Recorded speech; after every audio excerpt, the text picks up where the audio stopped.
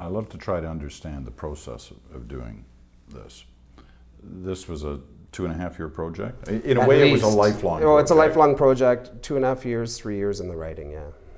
And the first 20, 30 pages, you wrote on an airplane? I wrote, yeah, exactly almost verbatim as you see them. When you open my novel and read the first 20 pages, I wrote those flying from Vancouver to Toronto one time on an Air Canada flight.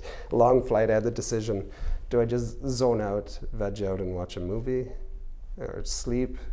Or do I, and I was like, no, something's calling me. And it was the beginning of this novel. And I said to myself, what's the most exciting way I could possibly start a novel? I said, a car chase. Oh, but there are no cars in the 1600s. What do I do next?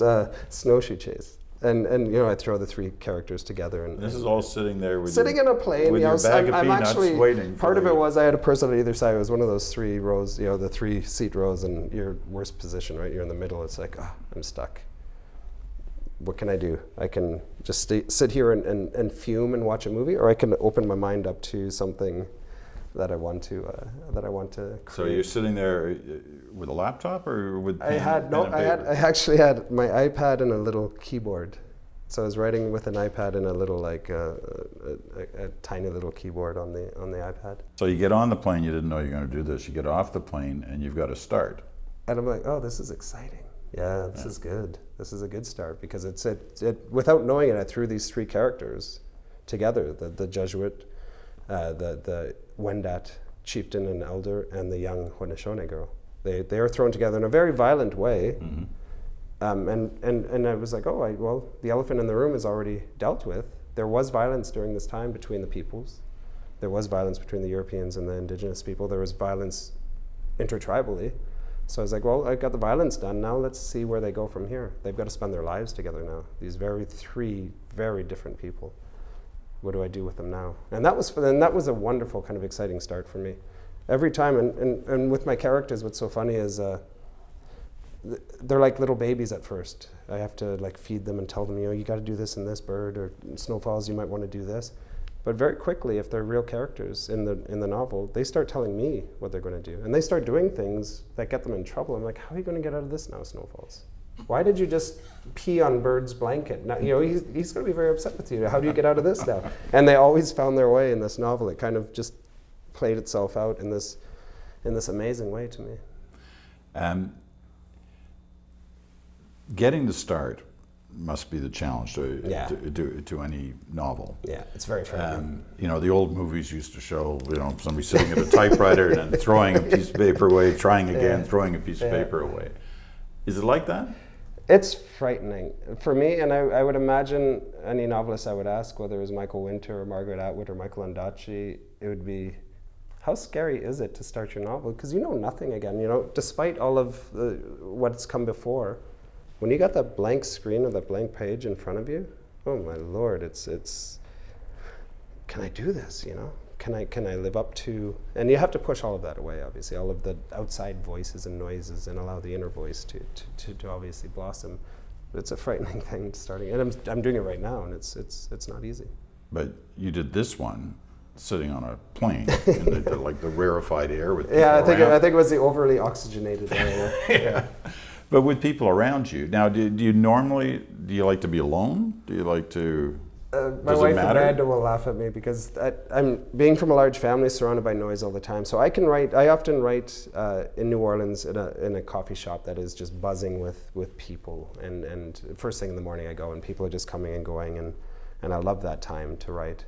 So I love to write in noise. They would freak if they knew you were sitting there writing about Northern Ontario. Yeah, well, they wouldn't understand. They'd be like, what? Whatever, you know. But yeah, no, I don't mind the busyness of life around me while I write. I kind of dig it. I like it. I like the vibrations of other humans, you know. But I can also write, you know, late at night. With this novel, when I wrote near the end, I was in a feverish kind of obsessive thing where I wrote the last 100 pages of this novel over the course of probably 2 weeks. And again, almost verbatim as you see them now. And I didn't know. At this point I was on a river, and the river was coming to it was in the rapids, and I was just flying through this, very painful stuff, you know, with what happens to the Jesuit Christophe and what happens to the Wendat people. It was not easy writing, and I didn't know how I was going to do it, but it was like this feverish thing at the end. So you know, I compare this writing the Orenda to a big slow, and I hope the read isn't a big slow river at first. But as I wrote it, it was this meandering river that just picked up pace until I was in the rapids, and I was just shooting through, going, I hope I don't hit a rock, kind of thing. Yeah. What does it feel like when you realize you've hit the last key? That last sentence of the novel, I wrote it again, verbatim. The past and the future are present, and I was like, oh my God, that is it. And I hit, the period button, and looked to my wife Amanda. We were right across the table from each other. She's a novelist as well, and I looked at her and said, I think I did it.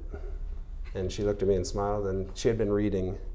As we go, we read each other's work, and she's like, yeah, I can't wait. I think this is, my gut tells me this is important for you. And yeah, it was thrilling. Long journey, but thrilling, yeah. Is it a relief? Is it a feeling of relief you get at that point, or is it now the real waiting kind of starts? It was certainly relief. I knew in my gut and my heart that I'd done some justice anyways to this period, and there's more to come. And that lasts all of about a couple of days. I'm like, oh no, what do I write next? You know,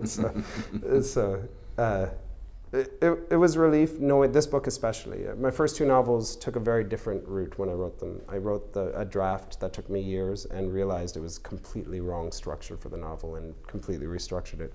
This is the first time I've written a novel where really it came out in the way that you see it now. I didn't have to restructure anything. All I did was like move around a few scenes and cut out really bad language and do all the things a writer does in editing. But this was the first time where I wrote a book where it came out in a way that it just had to.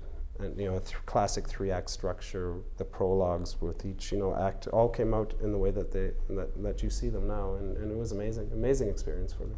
But it's also, I mean, the pressure must be.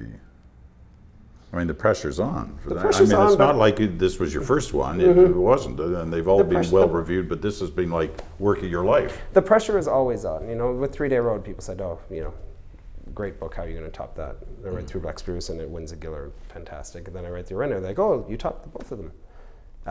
I'm reading a young adult novel now that I'm super excited about because I have so many nephews and nieces that I just want to reach out to and show them something, or like commune with them in my own way. And